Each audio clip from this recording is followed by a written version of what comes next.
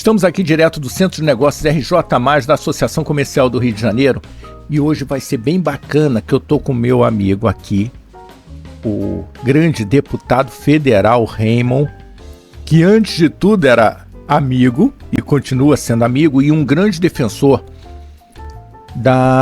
de uma proposta nossa que era melhorar a qualidade do ar nos ambientes internos. Fica com a gente que a gente vai conversar de bastante coisa.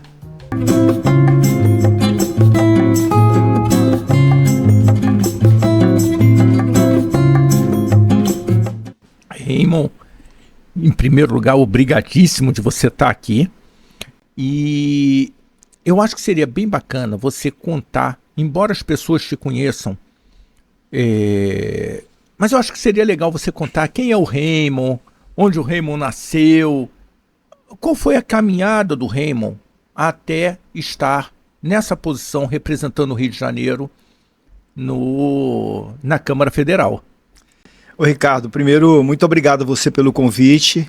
Estou aqui no RJ+, na CRJ, e é muito bacana estar aqui com você para a gente conversar sobre o Rio de Janeiro. Eu quero também cumprimentar todo mundo que nos acompanha, agradecer também a você que nos dá um pouco do seu tempo para escutar a gente, para dialogar conosco, para ouvir também as nossas ideias.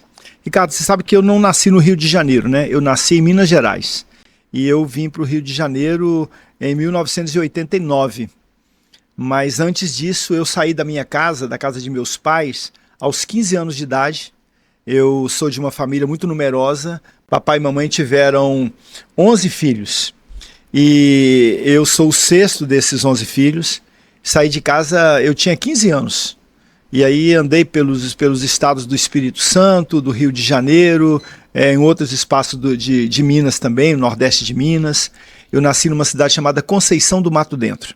Uma cidade pequenininha, fica ali na Serra do Cipó, uma região muito bucólica, já caminho de Diamantina, Cerro. Para quem quer uma referência do Cerro, tem o famoso queijo premiado do Cerro, é uma região de produção de laticínios. Depois Diamantina, né, terra de Juscelino Kubitschek, terra da Seresta Mineira, terra do patrimônio histórico mundial, uma cidade tombada. E eu então andei nos meus 15 anos, saí de casa, e você sabe que nunca mais voltei para morar em Conceição do Mato Dentro. Voltei para encontrar minha família, para encontrar meu pai e minha mãe, para celebrar momentos bonitos da vida deles e da nossa família, momentos também tristes, difíceis, como mortes, perdas, né, inclusive do papai e da mamãe. Mas para morar lá nunca mais voltei. Até hoje ainda retorno a Conceição porque tenho irmãos que moram lá e eu moro no Rio de Janeiro, portanto, desde 1989. E eu vim por conta da minha atividade religiosa. Eu fui muito cedo para o seminário dos frades franciscanos capuchinhos, e fiquei dos meus 15 aos 42 anos nesta vida, que me fez muito bem, que me formou, que me fez ser o homem que sou hoje. Eu nunca tenho palavras adequadas para agradecer o que foram os franciscanos na minha vida. Ali fiz toda a minha formação, ensino médio, depois a filosofia, a teologia. Depois, quando terminei os estudos, fui ordenado padre, ordenado sacerdote, fui pároco de uma igreja na Tijuca, a igreja que guarda as relíquias dessa cidade, os restos mortais de Estácio de Sá, a pedra fundamental da cidade e uma pequena imagem de São Sebastião de 60 centímetros trazida por Estácio em 1565. Caramba! Ali está a relíquia da cidade. Então eu fui pároco ali nesta paróquia, a paróquia de São Sebastião na Tijuca, onde tem a festa no 20 de janeiro, né, a grande festa da cidade, do padroeiro da cidade. E em 2002 eu decidi deixar o exercício do ministério, pedi licença ao Vaticano, portanto desde 2002 eu não exerço o ministério sacerdotal na igreja.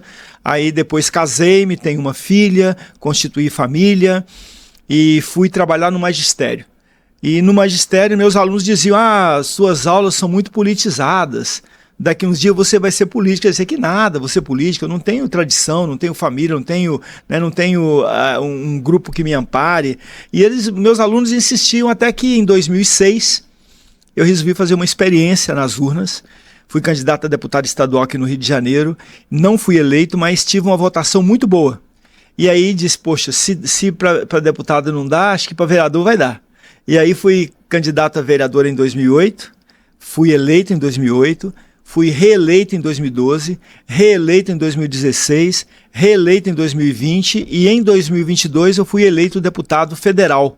E estou em Brasília cumprindo o meu primeiro mandato de deputado federal, tendo presidido em 2025 a Comissão de Direitos Humanos, Minorias e Igualdade Racial. Aliás, tem aqui um detalhe, Ricardo, que eu sou o primeiro e único até hoje deputado do Estado do Rio de Janeiro, de todos os partidos, que ocupou a presidência da Comissão de Direitos Humanos.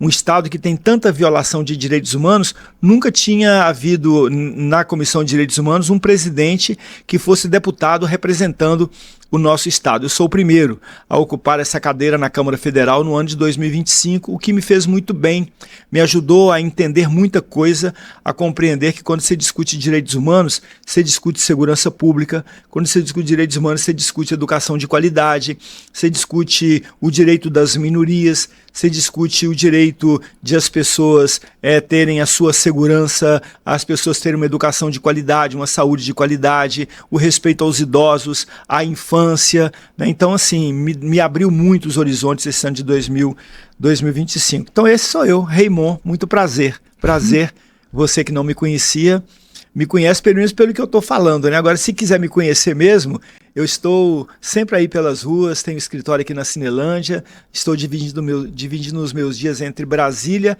e o Rio de Janeiro, mas uma das coisas que mais gosto é encontrar com as pessoas, abraçar as pessoas, estar ao lado delas, numa perspectiva de sempre estar ao lado da luta dos mais pobres da cidade do Rio de Janeiro, do estado do Rio de Janeiro, do Brasil e do mundo.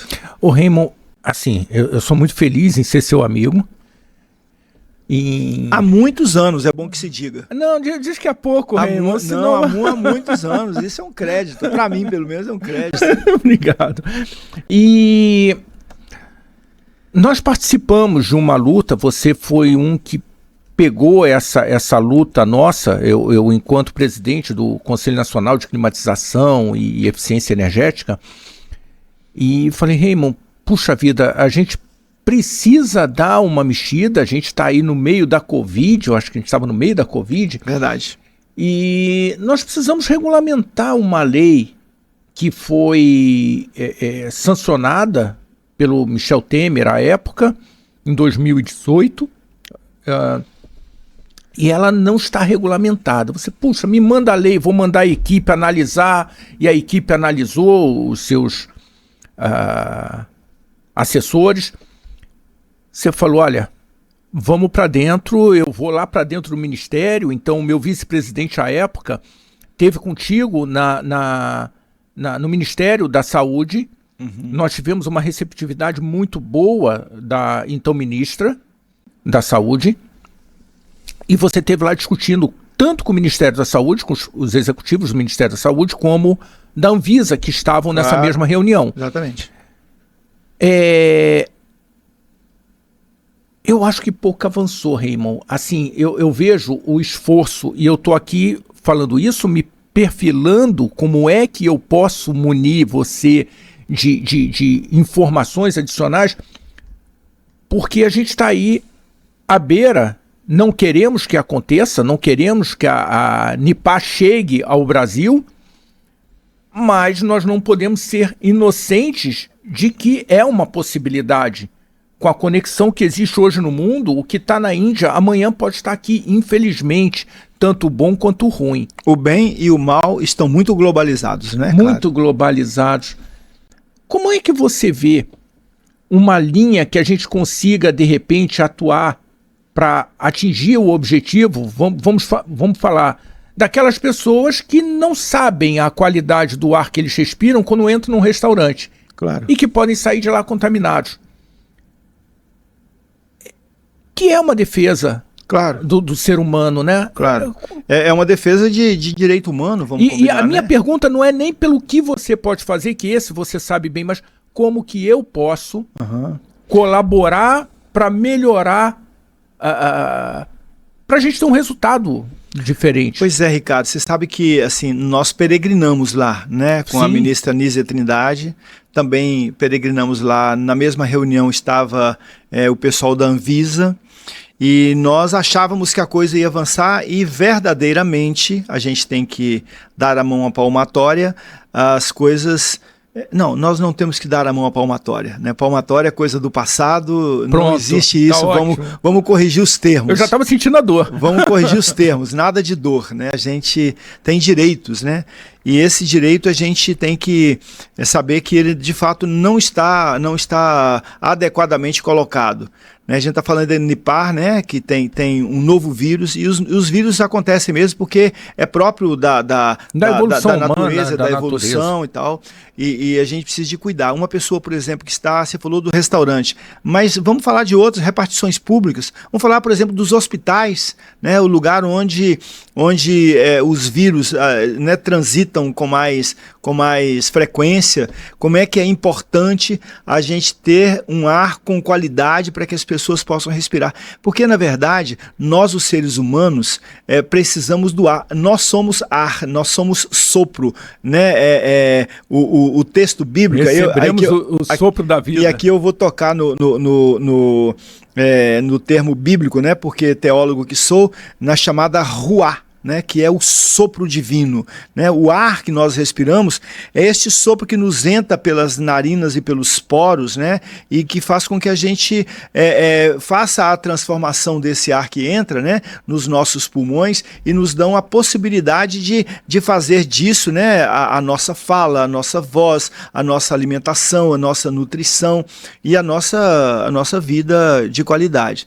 Então nós precisamos, sabe, Ricardo, retomar essas reuniões. Quero me colocar aqui à disposição de agora, já em 2026, tentar encabeçar novamente algumas conversas em Brasília para a gente garantir isso. Nós, inclusive, tentamos aqui no estado do Rio de Janeiro, em algumas prefeituras, que essas coisas também andassem. Sim. Porque se a gente tiver um piloto numa prefeitura, pequena que seja, mas um piloto para dizer, olha como é que se trabalha a qualidade do ar aqui. Qualidade do ar nas repartições públicas, nos restaurantes, nas unidades hospitalares, a gente acaba fazendo disso um case, né, para a gente poder, de fato, apresentar para o Brasil. E você, né, Ricardo, você, sua família e tantas pessoas que lidam com o tema da refrigeração, sabem muito bem que não basta que o ambiente esteja refrigerado, é preciso que, para além de estar refrigerado, que o ar seja um ar de qualidade, para que não nos traga adoecimentos, mas nos traga aquilo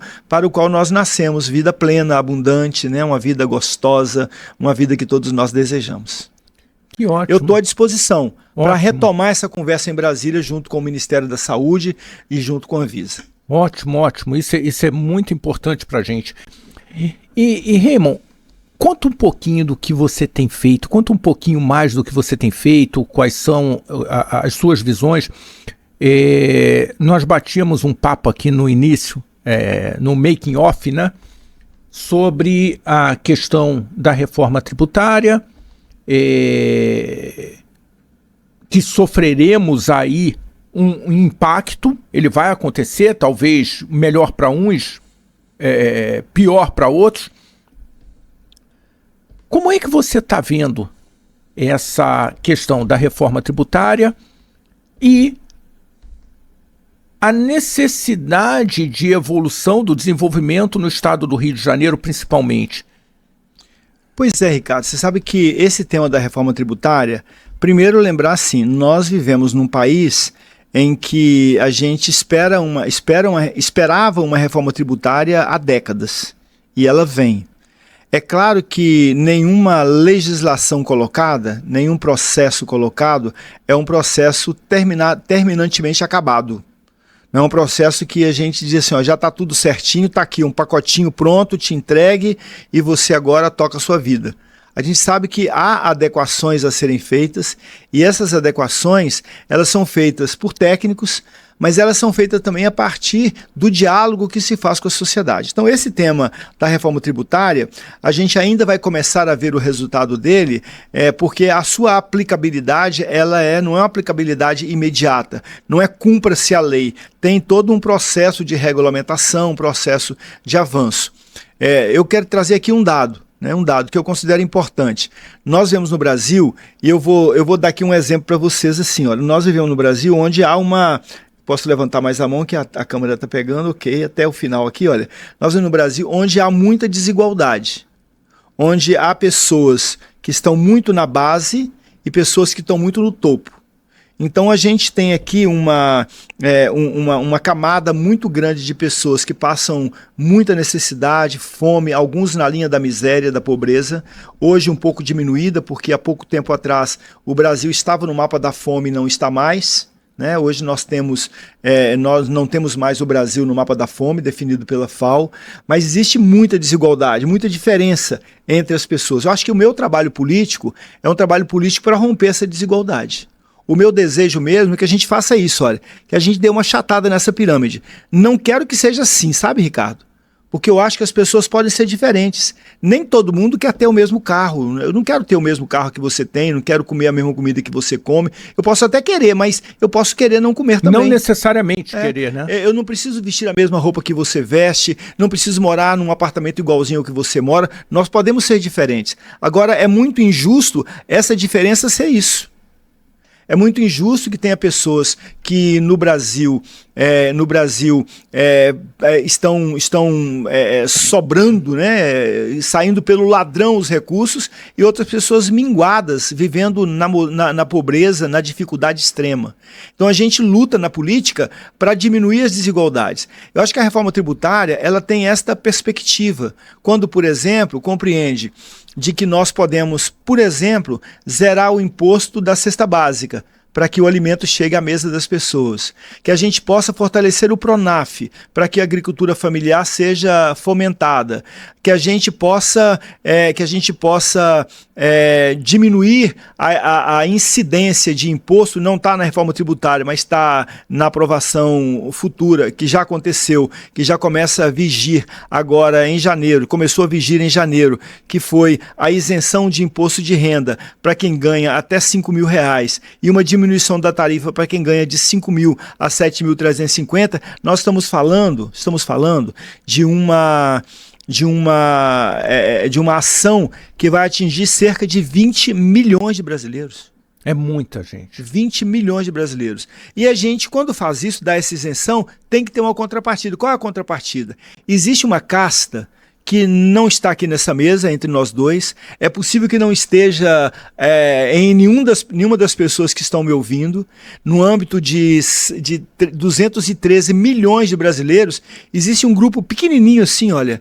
Se a gente tiver uma pizza desse tamanho, é uma fatia minúscula de pessoas que não pagam imposto ou que pagam muito pouco imposto. Então a reforma tributária ela vem também dizer assim, olha, a gente agora vai carregar a mão sobre os que muito têm, para a gente aliviar aqueles que pouco têm. Acho que isso é justiça tributária.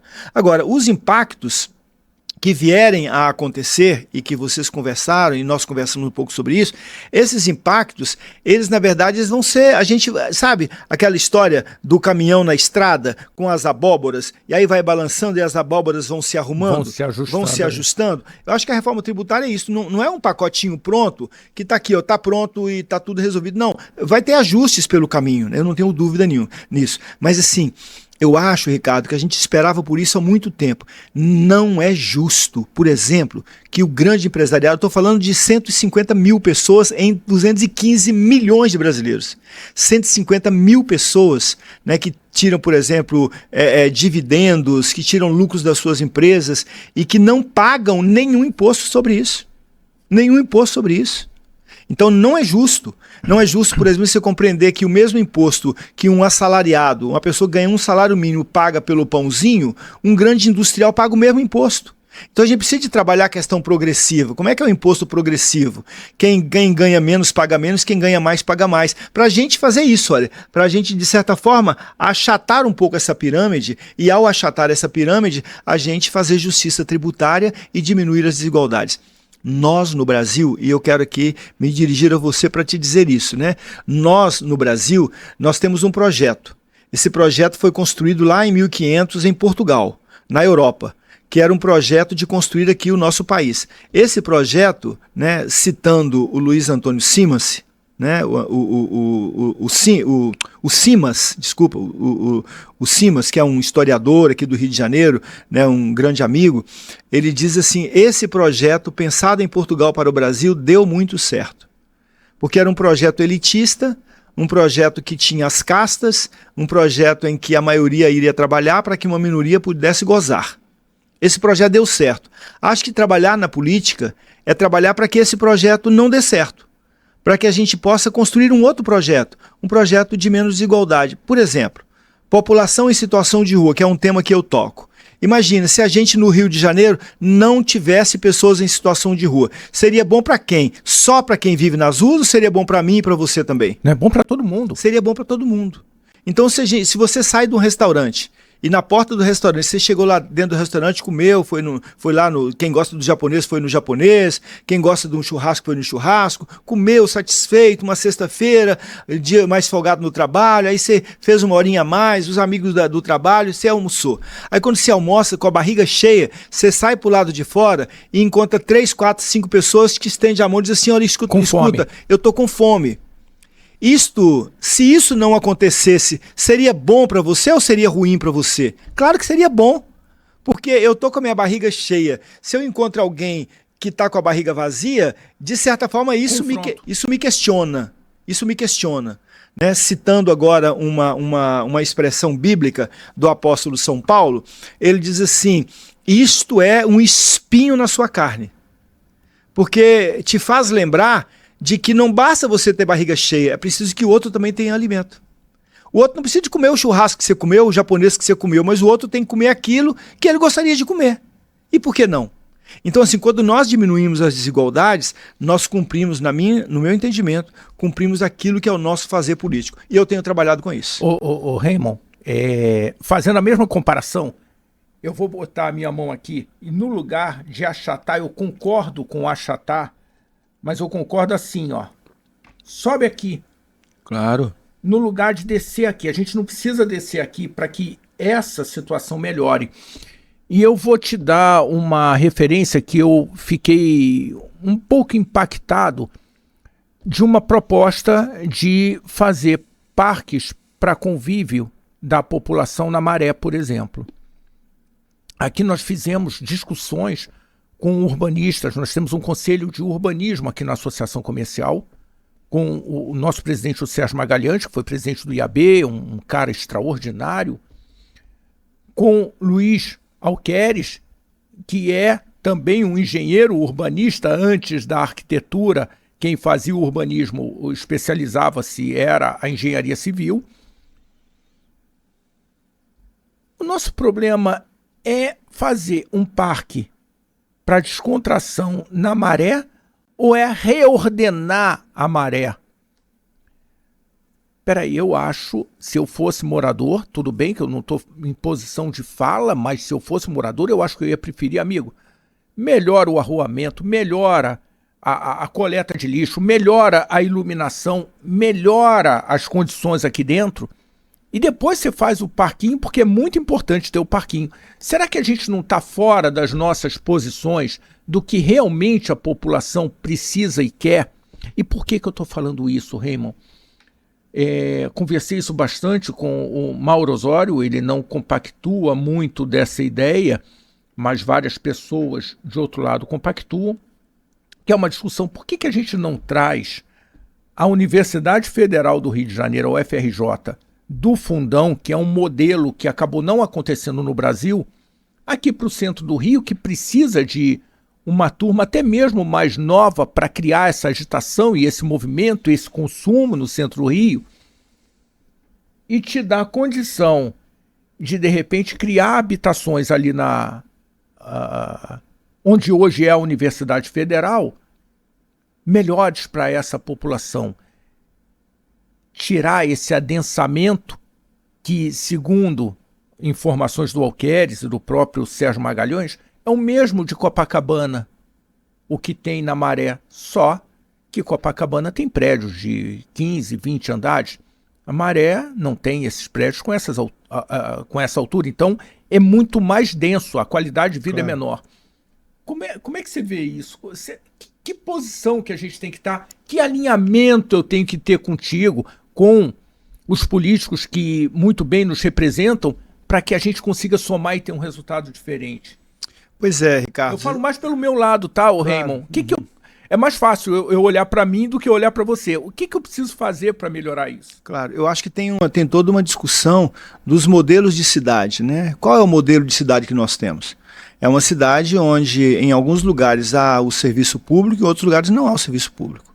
Então é claro que é muito melhor que na Maré, ou no Alemão, ou na Chatuba, ou lá no Rolas, ou no Complexo do Lins, ou no Complexo do Turano, né, ou na Penha. É muito melhor que o poder público entenda que essas pessoas que ali estão têm direito à cidade, tanto quanto tem direito à cidade o pessoal do Jardim Botânico, do Leblon, de Ipanema, da Tijuca, da Barra da Tijuca e de Copacabana. Que é aquela história, vamos fazer isso aqui, vamos subir a qualidade de vida para essas pessoas. Pois é, só a minha questão, quando eu faço esse gráfico e faço isso, eu desço a mão direita, a mão de cima, eu desço, é porque há um entendimento de que os recursos são finitos, né? Então, assim, existem pessoas muito ricas porque existem pessoas muito pobres. Então, se você fizer esse movimento de levantar as mãos para juntar aqui em cima, né, os recursos são finitos, não dá para todo mundo estar aqui. Exatamente por isso que as outras pessoas estão aqui. Porque esses que estão aqui, esse privilégio de estar aqui em cima, que eu não estou dizendo que não seja do trabalho, etc, mas é um privilégio, né? Hoje, ter uma casa para morar, ter um carro para se movimentar, ter o direito de um lazer, o direito de fazer umas férias com a família, o direito de ter alimento à mesa, isso não pode ser um privilégio, tem que ser um direito, e tem que ser um direito de todo mundo. Por isso que eu acho que esse movimento não é só isso. Né? O movimento é um movimento de esse subir, mas esse descer, porque os recursos, eles não são infinitos, eles são limitados. Então alguém tem que perder alguma coisa, e perder aqui não se perde qualidade de vida, é perder às vezes o que é supérfluo. Eu falei, Ricardo, de 170 mil pessoas. Eu não falei de 213, olha só, 212 milhões de pessoas, 212 milhões e quase 213 contra 170 mil pessoas. É muito pouco. Então, abaixar isso aqui é necessário porque os recursos são os mesmos. Você não vai ter dinheiro novo, recurso novo, possibilidades novas. As possibilidades são as mesmas que estão colocadas. Então, esse é o achatamento. Então, quando eu falo isso, eu estou dizendo que há um modelo de cidade. Esse modelo de cidade é um modelo de cidade que vem sendo criado, e lembrando novamente do Luiz Antônio Simons, que fala sobre o projeto que deu certo, né? Esse projeto que deu certo é um projeto que nós precisamos destituir. O projeto que deu certo, nós precisamos de fazer com que ele dê errado, para que a gente possa ter distribuição de renda. Nesse sentido, né, eu fico aqui pensando, né? É claro, né, que se você pensar em todos os níveis, né, no nível da educação, onde é que estão as escolas, no nível da moradia, onde é que estão as moradias, no nível da segurança pública, quem é que tem segurança pública no Rio de Janeiro, qual o número, né, porque segurança pública não é só policial. Segurança pública é um complexo de coisas. É a força policial, é a iluminação das ruas, é o emprego, a empregabilidade, é a moradia, é o transporte, tudo isso é segurança pública. Sim, sim. Né? Segurança pública, nós estamos lá em Brasília tentando votar a PEC da segurança pública, que trata desses temas todos. Não trata apenas de botar arma na cintura do agente de segurança. Né? Hoje, inclusive, a Polícia Federal... Que deveria ser até a última posição, claro, essa. Hoje a Polícia Federal, segundo noticiários, né, está dizendo que negou o direito de uso de arma para a guarda especial criada pelo prefeito Eduardo Paes, que é uma guarda de elite. Por quê? Porque essa guarda de elite, segundo a Polícia Federal, é um grupo de pessoas contratados por um ano, com possibilidade de repetir mais 5 vezes, portanto, no máximo 6 anos. Então, a pergunta é essa: essas pessoas recebem arma, né? Fizeram um curso de tiro, dado pela Polícia Rodoviária Federal, etc. Fizeram um curso de tiro e recebem arma. Aí depois, essas pessoas vão fazer o que com as armas? Vão ser segurança privada? Vão fazer segurança em baile? Vão fazer segurança que tem direito à arma? Percebe? É isso. Então, assim, se você pensar, qual o número de agentes de segurança pública que tem em Copacabana e qual o número de agentes de segurança pública que tem em Uaíba, em Campo Grande? É diferente. Por quê? Porque se pensa uma cidade em que há um lugar para cidadãos que são mais merecedores, e há uma cidade que a mesma cidade é pensada um lugar onde os cidadãos não são tão merecedores. Então, por que há um adensamento tanto quanto na Maré, tanto quanto em Copacabana, mas Copacabana tem qualidade de vida e a Maré não tem qualidade de vida? É porque o pessoal da Maré merece menos? Nunca. É porque o pessoal da Maré trabalha menos? Né? Trabalha tanto quanto. Ontem teve um influencer, né, dizendo assim, o pobre não tem higiene, o pobre é sujo, o cara disse, né? Aí, esse camarada, falando isso, né, ele demonstra um desprezo total. Eu perguntei para ele, escuta, você acha que, de fato, né, uma pessoa que levanta às 4 horas da manhã, pega 2 ônibus lotados e passa o dia inteiro trabalhando e chega de noite em casa e levanta 4 horas da manhã, essa pessoa não trabalhou, não merece ter os direitos que tem? Você apenas olha para elas e vê essas pessoas como pessoas desqualificadas? Uma vereadora aqui do Rio de Janeiro foi ontem, né, visitar espaço onde está a população em situação de rua e diz assim para um homem em situação de rua, é muito feio você morar na rua, eu sou vereadora, eu vim aqui te dizer isso. Tá de brincadeira. Eu vi uma de coisa dessa. Né? Tá de brincadeira. Que história é essa? Respeita. E aí o morador deu uma lição para essa mulher. Ele falava até bem. Sim, um cara educado, um cara fino, né? E assim, a situação da pobreza, da população em situação de rua, do adensamento nas nossas comunidades de favela, não é porque essas pessoas são preguiçosas ou não gostam de trabalhar. Eu quero fazer um desafio. As pessoas que acham isso, se essas comunidades não levantarem para trabalhar, a cidade do Rio de Janeiro para. Não tem restaurante, não tem elevador, não tem ônibus, não tem táxi, não tem Uber, não tem nada funcionando na cidade. Então, a massa trabalhadora é essa massa que está oprimida. Por isso, eu volto aqui ao meu exemplo desse achatamento, que não diminui, que não tira a qualidade de vida de ninguém, né? Qualidade de vida de ninguém, e que dá qualidade de vida para a maioria das pessoas. Isso é muito bom. Você falou dessa questão da segurança e que ela transcende a você ter um policiamento ou não, né? A gente tem feito algumas conversas até mesmo com as empresas de ônibus, que existe hoje uma briga velada aí da prefeitura com as empresas de ônibus, e tira os ônibus da rua que eu quero ver.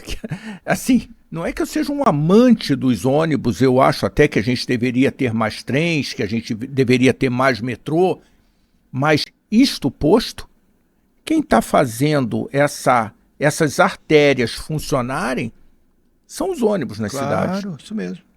Então, que a gente os dirige? E quem os dirige? É verdade. Né? Não é isso? É verdade. É a classe trabalhadora, para a qual alguns entendedores de urbanismo acham que não são merecedores de direitos. Nós estamos trabalhando agora em Brasília o fim da escala 6x1. O relator do fim da escala 6x1 está querendo propor lá que, ao invés de trabalhar 8 horas por dia, vai trabalhar 9. Então, 9 vezes 5, 45. Ao invés de diminuir a jornada de trabalho, que é 44 horas, ele quer aumentar para 45, escondendo atrás da escala 6x1. Escala 6x1, a gente vai abandoná-la, voltar à escala 5x2. Existem estudos, Ricardo, né? Estudos que as empresas vão lucrar com isso. Vão ganhar produtividade, vai melhorar o empenho dos trabalhadores e, portanto, dos empregadores. E aí a gente quer voltar para 40 horas, porque são 8 horas por dia, vezes 5, 40 horas. Segunda, terça, quarta, quinta e sexta, sábado e domingo o trabalhador descansa. Mas existem pessoas que pensam no trabalhador como aquela classe que não tem merecimento para estar numa praia no domingo. Ah, tá vendo ali, tá tomando uma cerveja, não pode tomar cerveja?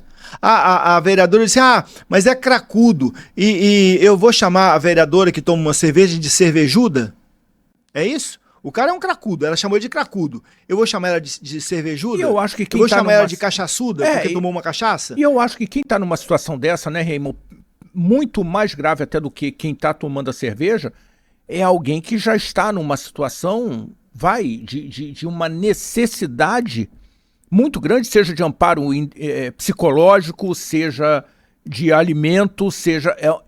É uma condição de marginalidade, no bom sentido da palavra, sim, da nossa sociedade, que eu não acredito que alguém entre para o crack, que é tudo de ruim, Claro. de algo muito ruim,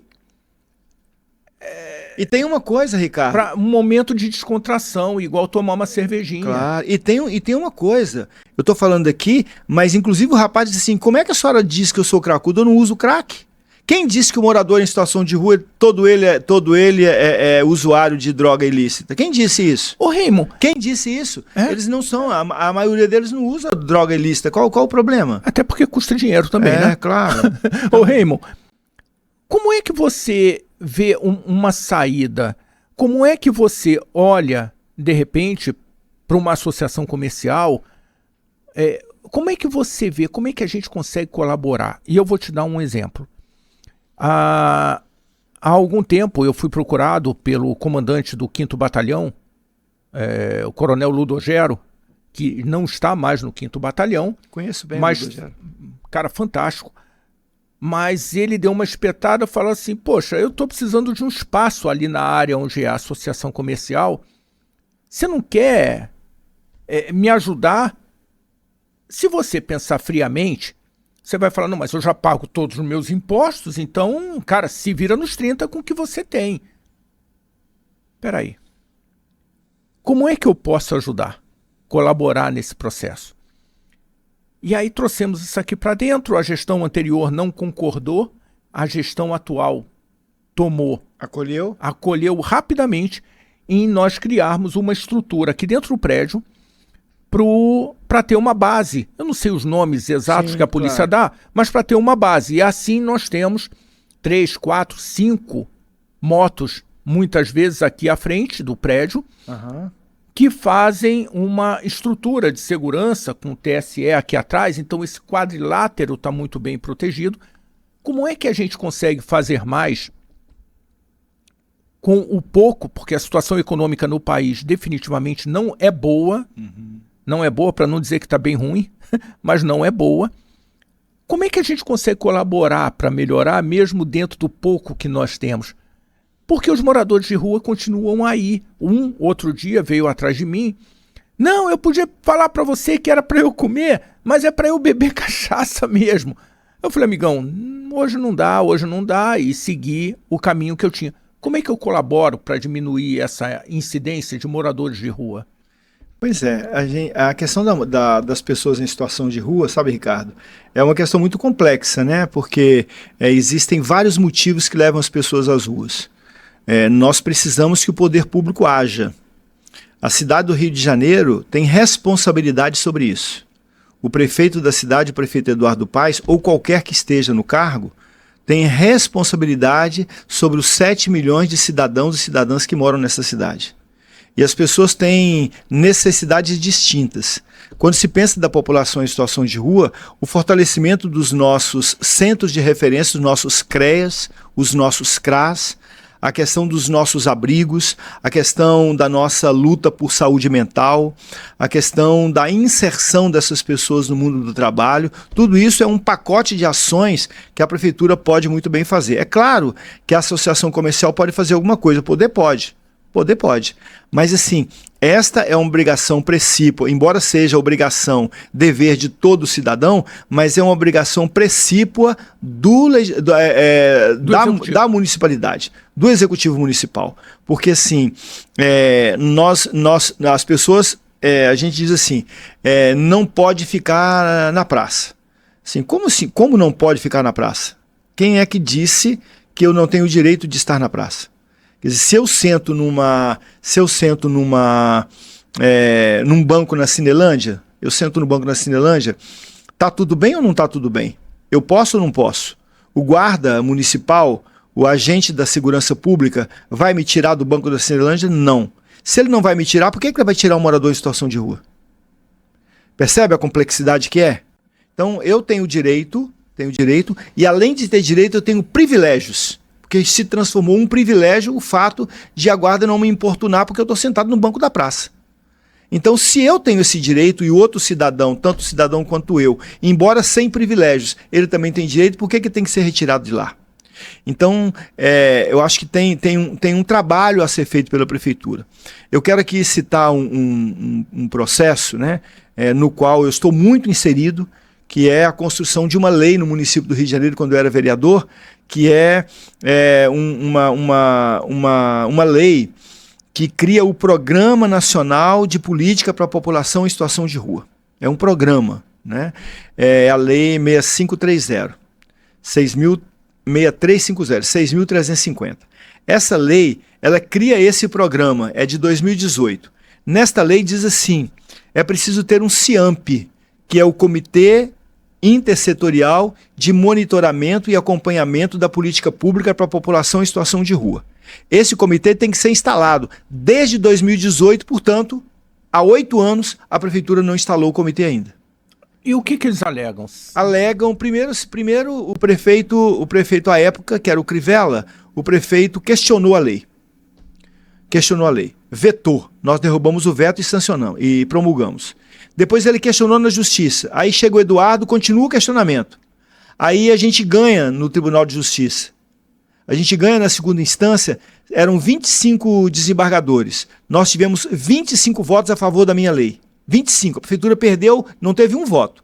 Aí a prefeitura recorre a Brasília, ao STF.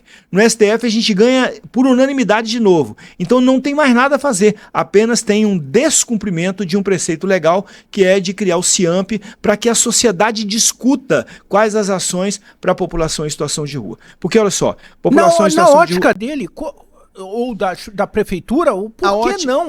Não me parece que faz sentido o não. E não faz sentido mesmo. A ótica é a seguinte, né? Há um modelo de cidade. E essas pessoas incomodam a cidade. O Rio de Janeiro, eu não estou chamando ninguém de fascista, aliás, muito pelo contrário, Eduardo Paes de fascista não tem nada, não estou chamando ele de fascista, não é isso, mas existe um namoro com essa perspectiva de vida, porque na década de 60, aí sim eu falo de fascismo, na década de 60, nós tivemos aqui no Rio de Janeiro uma operação chamada Operação Mata Mendigo. Não sei se você leu isso nos livros de história. Era governador do estado Carlos Lacerda, era secretária de assistência social Sandra Cavalcante, e houve houve uma visita da Rainha Elizabeth, que veio ao Rio de Janeiro, e quando ela chega, ela não podia ver na cidade cantada em prosa e verso, como Cidade Maravilhosa, ver uma fotografia em que nessa fotografia estava a população em situação de rua. Então eles colocaram a população em situação de rua dentro de combis, essas combis eram levadas para a zona oeste do Rio de Janeiro e muitos homens foram pela polícia de repressão à mendicância. Era chamada Força de Repressão à Mendicância. E essa polícia do governo de Lacerda amarravam os homens e as mulheres, colocavam em sacos e julgavam no Rio do Guandu. Eita. Várias pessoas morreram. Tem um filme, Ricardo, que vale a pena assistir, é fácil, ele está disponível no YouTube, chamado A Topografia de um Desnudo, que é protagonizado pelo Lima Duarte, que conta essa história artisticamente, mas ela é uma história muito crua. Então, na década de 60 do século passado, houve essa operação no Rio de Janeiro. Isso é fascismo.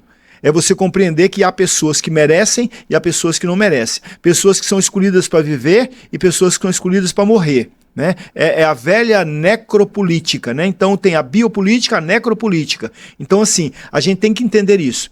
Então, quando teve os eventos aqui em 2013, né, do 13, 14, Olimpíadas, Copa do Mundo, etc, muitos homens, não que foram julgados no Rio da Guarda e Guandu, mas eram recolhidos em ônibus para ficar dando passeio pela cidade, para que as autoridades internacionais não vissem no Rio de Janeiro a população em situação de rua. Isto também é um sintoma de um modelo de cidade que não é um modelo de cidade inclusivo, é um modelo de cidade que diz assim, alguns merecem viver e outros não merecem viver. Alguns merecem a beleza da Guanabara e outros não merecem a beleza da Guanabara, o que é um contrassenso. Então assim, para lidar com esse tema, a associação comercial pode ajudar? Pode. Acho que a discussão com a força policial é importante, mas assim, compreender, e aqui eu vou falar de algo que não é algo que soluciona, mas é algo que me toca. E aí eu tenho que falar disso também, porque a gente também vive de ações humanitárias. Quando alguém né, te estende a mão, e aí eu vou falando aqui para os nossos telespectadores, pessoas que estão nos acompanhando nesse podcast, quando alguém te estende a mão, se você não tem um dinheiro para dar, não consegue pagar um prato de comida, que às vezes é isso mesmo, às vezes não tem na hora, ou às vezes também você acha, na sua casa, se eu der para ele, vai fazer... Pensa o que você quiser, mas uma coisa você pode dar, né? Pergunte o nome. Pergunte o nome. Eu pergunto sempre. Eu dando ou não dando o que a pessoa me pede, eu pergunto, qual é o seu nome? De onde você veio? Alguns, inclusive, não respondem, mas não tem problema, eu estou fazendo a minha parte. Eu acho que tem um dado de humanidade que nós não podemos perder de vista. A população em situação de rua, muitos que lá estão, tiveram uma vida tão confortável como a que você tem, como a que eu tenho. Porque também um adoecimento mental pode levar uma pessoa para a rua. Também também um desamor, um desarranjo amoroso, né? uma separação, né? Um desencontro familiar, também pode levar uma pessoa para a rua e ela perder o rumo de sua vida. Então hoje nós não estamos em situação de rua, mas poderemos estar. Então é bom que a gente tenha esse dado de humanidade e, para além disso, acho que a associação comercial, e aqui eu estou falando com você, né, Ricardo? Eu acho que pode muito, sabe? Quem sabe abrir esse debate, eu estou disposto a debater, a conversar, a tentar encontrar caminhos, porque eu sei, por exemplo, que não é bom para os comerciantes do Saara, vamos colocar o Saara, né? Uma área... Né? Sim, uma área de referência está aqui do lado. Está aqui do lado. Né? Não é bom eu sei que não é bom para um comerciante do Saara que ele tenha que ali todos os dias chegar e ter uma população em situação de rua ao seu lado. O que é que nós podemos fazer? Vamos sentar e conversar. Quem sabe a gente não arruma um jeito de fazer uma parceria, uma coparceria para trabalhar a empregabilidade de quem tem possibilidade de se empregar. Você já botaria um funil e já avançava. Aquela história, né, Raymond, de dar um passo. Se o que eu posso hoje é dar um passo, que dê um passo. Um dia você vai chegar onde você quer. Então eu concordo 100% contigo. Se uma vida for resgatada dessa situação, já está valendo o esforço. O que a gente tem é que com poucos recursos, nesse momento de país, que a gente consiga ter o melhor resultado possível com pouco recurso que se tem. E aí eu quero trazer aqui, Ricardo, a ação do governo federal, se me permite, né? Por exemplo, essa semana que passou, nós aprovamos no Congresso Nacional uma equação, que é uma medida provisória, aprovamos na Câmara dos Deputados e foi ao Senado, uma medida provisória do governo do presidente Lula, que é chamada Gás do Povo. Gás do Povo. Isso também é combater a desigualdade. Isso também é prevenir para que mais pessoas não vão para as ruas. A gente tinha um recurso que comprávamos gás, né, para 5 milhões de brasileiros. A otimização com o mesmo recurso, a gente vai agora atender 15 milhões de famílias. Caramba! 15 milhões com o mesmo recurso. Só otimizando o uso desse recurso. 15 milhões. Quando a gente está fazendo isso, é bom a gente lembrar que há muito pouco tempo atrás, há 4, 5 anos atrás, existia muita gente que cozinhava com graveto dentro de casa, ou com lenha, ou então com querosene, ou então com álcool. E existiram muitos acidentes domésticos, pessoas que se queimavam. Então, quando o governo pensa no chamado Gás do Povo para atender a 15 milhões de pessoas, 15 milhões de famílias, ele está minimizando, portanto, esta possibilidade de um acidente ou a possibilidade de que as pessoas não tinham como cozinhar os seus alimentos e, portanto, ajudar a diminuir o empobrecimento e, portanto, ajudar a diminuir a presença de pessoas em situação de rua. E se a gente ampliar, gostei de saber disso, e se a gente ampliar um pouco mais a questão de emissões. Como é que acontecem as emissões a partir do momento que aí é contigo, né? A minha praia. Do ar. Exato. Né?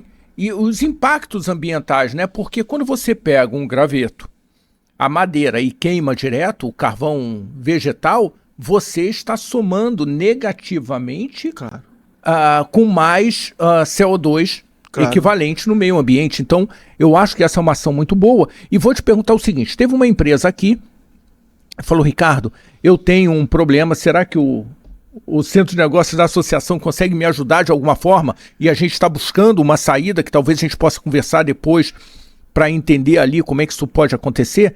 Que ele falou, olha, eu tenho um problema gigante, eu não consigo entregar próximas comunidades, próximas favelas. Porque isso é controlado pelo poder paralelo e realmente o governo entregar esse gás, isso muda. Claro, muda a correlação de força. Muda, porque aquele gás que seria mais caro, porque o poder paralelo está falando, não, tem aqui um overprice e a empresa tal não pode entregar aqui. Vai entregar para mim e eu vou fazer a entrega aqui. Então, além de custar o que custa, vai custar mais ainda o overprice para esse que não tem condição de pagar. E aí eu concordo contigo, porque aqui está pagando o preço que é acessível para chegar àquele determinado produto, e aqui o produto não chega, ele tem que pagar mais caro ainda. Claro. Então, na hora que vem o gás do povo, vem a zero. É isso. E entrou aqui a zero. É isso. Opa, eu combati a criminalidade de outra forma.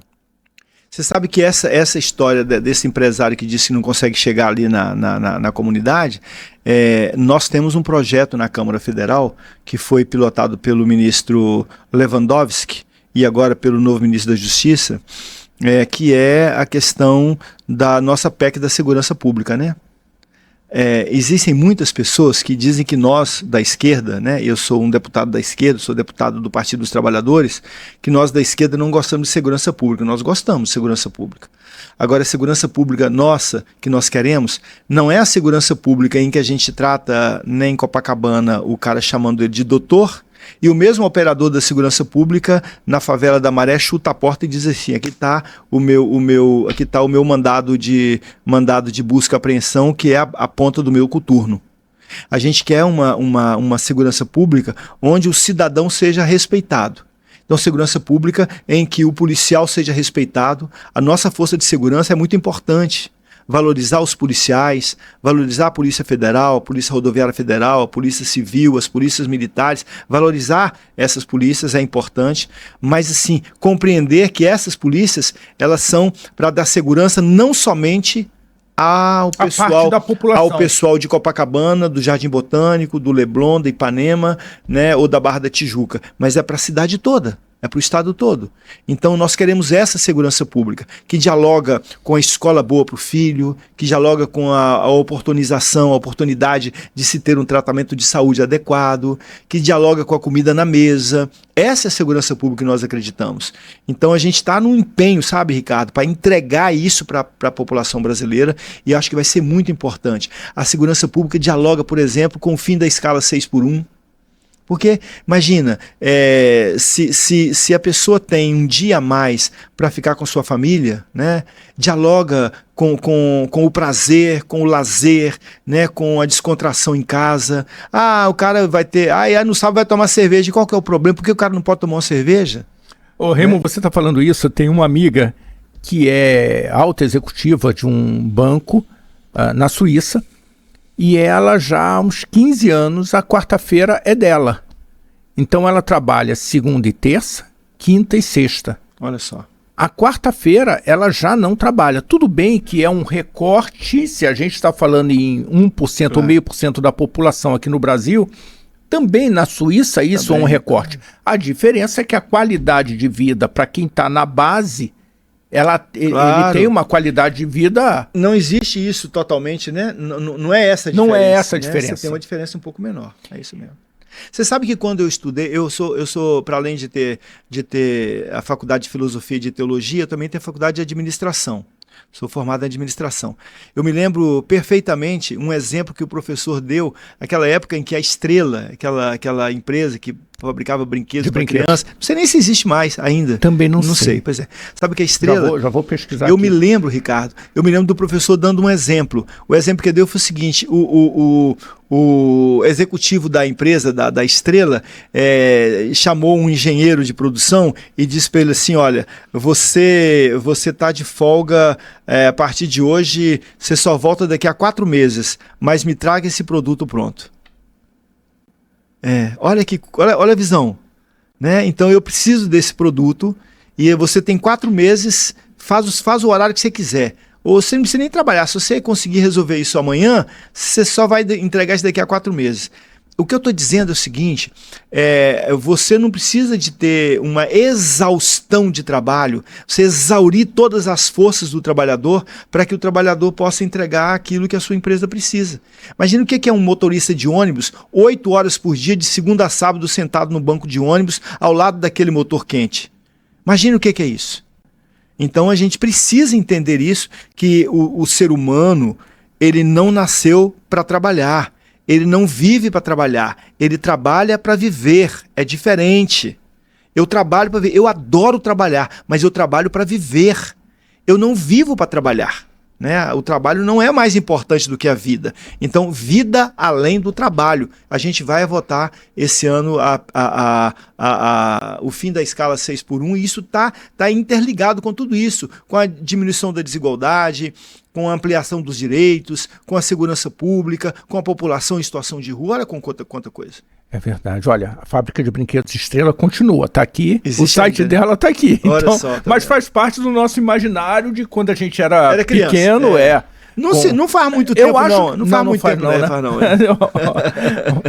Ótimo. Então, você sabe que a gente fez aqui, Raymond, falando ali dos ônibus, o que eu ia naquele momento falar dos ônibus, é a questão dos ônibus somando para a segurança com as câmeras, que é a tecnologia. Claro. Quer dizer, se você sabe onde houve um delito, se você inibe que esse delito aconteça, opa, é o melhor dos mundos. Muito bom. Eu estava falando com um amigo que era cachorreiro da polícia. Eu falei, eu tô querendo um cachorro assim para uma área e tudo. Ele falou, cara, não vai pro Rottweiler não, porque o Rottweiler não late, ele morde. Então, se o garoto pular para pegar a pipa e for mordido, ele nem soube que tinha cachorro ali, talvez. Então, procura o cachorro tal, e ali me deu a dica. A gente não precisa necessariamente do policial, concordo com você, armado. Porque se você tem as câmeras, que o cara já vai saber que se um delito acontecer, ele vai ser buscado, a cara dele vai ficar registrada e a busca dele vai ser mais fácil pelas forças policiais, você está começando a inibir.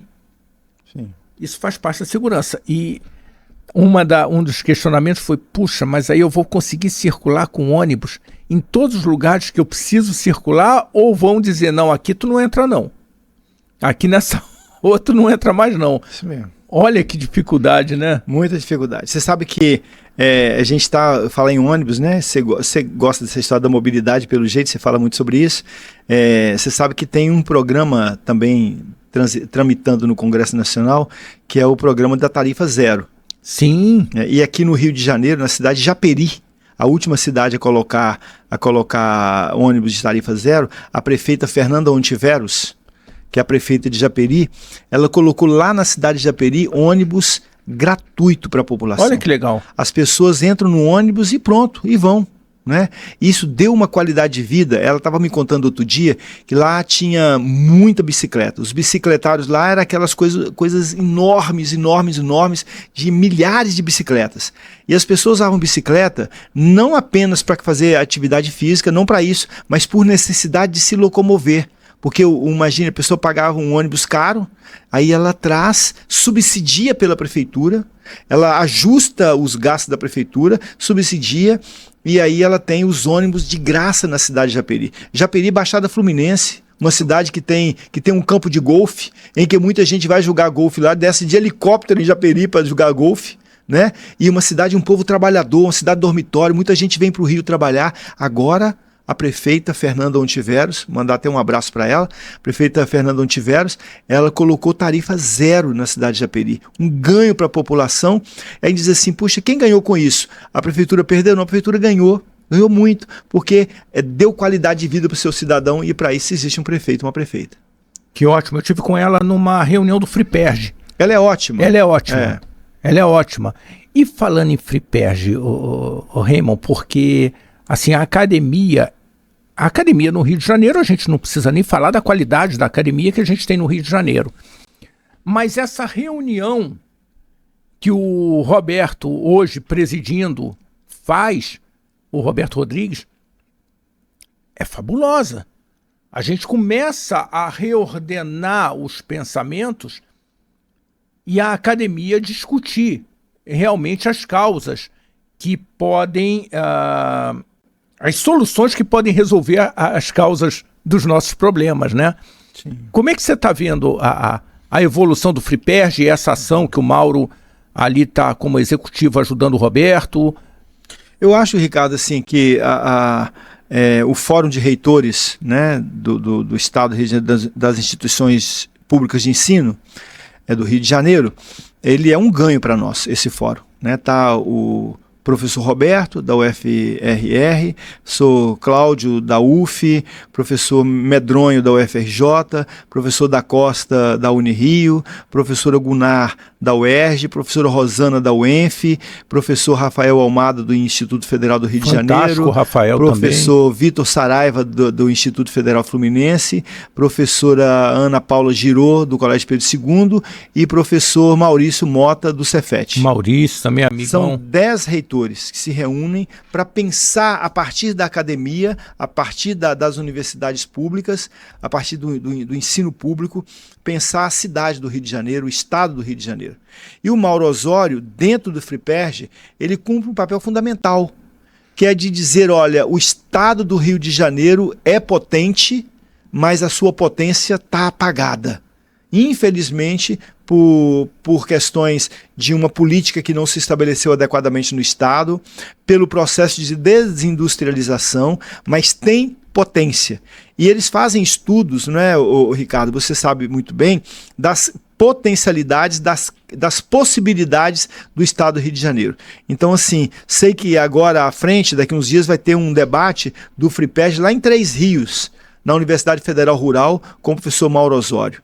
O FRIPERJ está discutindo, junto com a FINEP, do Luiz Antônio, que é presidida hoje pelo Luiz Antônio Elias, e junto com os institutos de pesquisa, seja o CBPF, dirigido pelo Marcos Portes, seja o MAST, dirigido pelo Márcio, pelo outro Márcio, os 7 institutos de pesquisa que existem no Rio de Janeiro. Então, tem um caminho bastante importante sendo feito.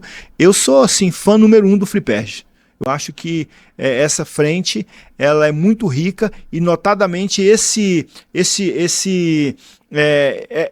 pedaço do FRIPERJ, essa parte do FRIPERJ que lida com o estudo da economia do Rio de Janeiro, como é que a gente pode avançar. Que tem tudo a ver aqui com a associação comercial, tem tudo a ver com os nossos comerciários, com os nossos industriários, com o nosso povo, com o desenvolvimento econômico e social do Estado do Rio de Janeiro. É muito melhor com a qualidade da academia que a gente tem, né? A gente para de fazer discussões muitas vezes vazias, nós, sociedade, de uma forma geral, por achismo. Sim. Nós temos uma universidade, uma academia excelente aqui, que pode trazer números reais. Eu tenho as minhas discussões no bom sentido, sempre com o Mauro, que ele é um professor de todos nós, com o Mauro Osório. Eu acho que o Rio de Janeiro está mais para um grande centro de distribuição. O empoderamento do serviço no Rio de Janeiro é muito importante, até mais do que como indústria, por falta de espaço físico. Mas o que a gente precisa são dos números que a academia traz, para a gente confrontar e falar assim, legal, você trouxe esses números, muito bacana, tem gente que põe dinheiro nessa história aqui, isso aqui eu ponho e vamos avançar. Junta as pontas. Junta as pontas. É isso. Estou bastante feliz, obrigado pela sua vinda, nós temos aí endereçado, de repente, voltar à carga com relação à qualidade do ar no Ministério da Saúde, na Anvisa. Meu compromisso com você. Essa luta de montar esse grupo de discussão que você já venceu em Brasília, no Supremo, essa discussão de realmente montar um grupo para discussão, estamos alinhados, se houver espaço para a sociedade civil organizada, eu acho que é muito importante. Então, acho que encontramos aí talvez um lugar para colaborar nesse processo. E outra, eu ouvi que a FINEP está fazendo um chamamento aí no decorrer desse ano bastante importante. Vamos ver se a gente traz o Elias aqui para a gente conversar, como o Pancera teve aqui da vez passada. e criar essa aproximação. O que a gente precisa é inovação. Esse também é um lugar do Rio de Janeiro. O lugar da inovação, dos data centers. Tem um lugar do Rio de Janeiro que é só nosso. Isso mesmo. O Elias é um cara muito acessível. Eu tô junto e posso... Você não precisa que eu facilite isso, mas eu posso mas eu gosto com um padrinho como você. Tá bom, então vamos que vamos. Falar com o Elias. Muitíssimo obrigado. Que agradeço. E vamos continuar conversando. Agradeço a você, Ricardo. Agradeço ao pessoal que está aí atrás das câmeras ajudando a gente nesse podcast. E deixar meu abraço a cada uma e a cada um de vocês que nos assistiram hoje. Lembrar aqui, para concluir também, lembrar um texto bíblico que eu gosto muito, que Jesus diz assim, numa conversa com um administrador que ele chama de administrador infiel. Ele diz assim, fazei amigos com o dinheiro da iniquidade. O nosso dinheiro, aquilo que a gente tem, que as pessoas produzem, né, que a gente produz nas nossas empresas, não é um dinheiro iníquo. Não é iníquo, mas numa sociedade de tanta desigualdade, há muitas iniquidades nela. Então nós que temos, né, o caminho para a gente de fato se aproximar de Deus é se aproximar dos pobres. Não há outro caminho.